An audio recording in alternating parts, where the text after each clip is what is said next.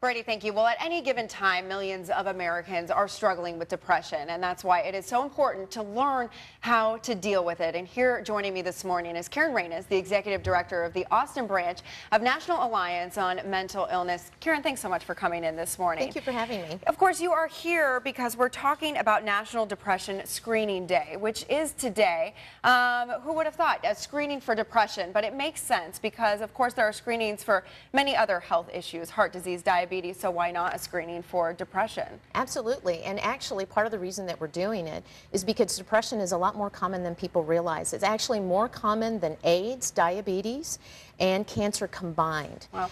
But studies show that most people don't get help for more than a decade for their depression. And so that's why the screening is so important, because just like AIDS, cancer, and diabetes, depression requires treatment, and left untreated, it can be a very serious and life-threatening illness. So we're really encouraging people that if you have any concerns at all, take the screening. Yeah. I mean, it's really easy to do. Yeah, talk more about that, about how simple this screening is. I actually test drove it myself and did it, and I loved it because it was incredibly easy. And so we're the National Alliance on Mental Illness here in Austin, so it's NAMIAustin.org. You can go right to our website. There's a link right there that you just click on that. It goes really fast and easy, and then it will tell you if there's any indicators that you maybe need some additional help, that it may be something you want to look into. And doesn't take very much time. Of course, if this is something that you think you have a question about, why not go online? It's anonymous and just answering some questions to help you kind of figure out what is going on.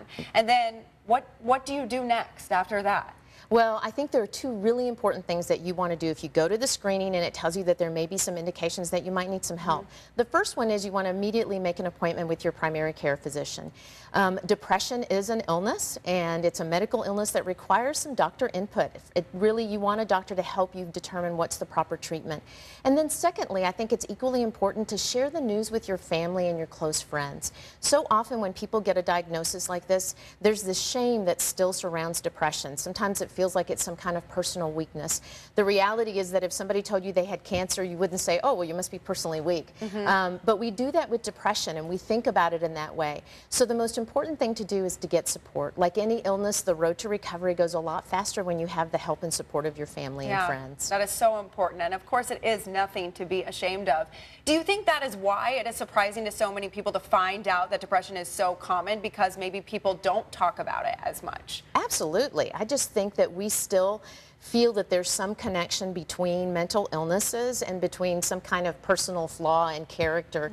But the reality is that it is an illness like any medical illness. It needs proper treatment. And here's the good news today about depression, is that it is a very treatable and manageable disease, especially when you get the right treatment combined with therapy and lifestyle changes.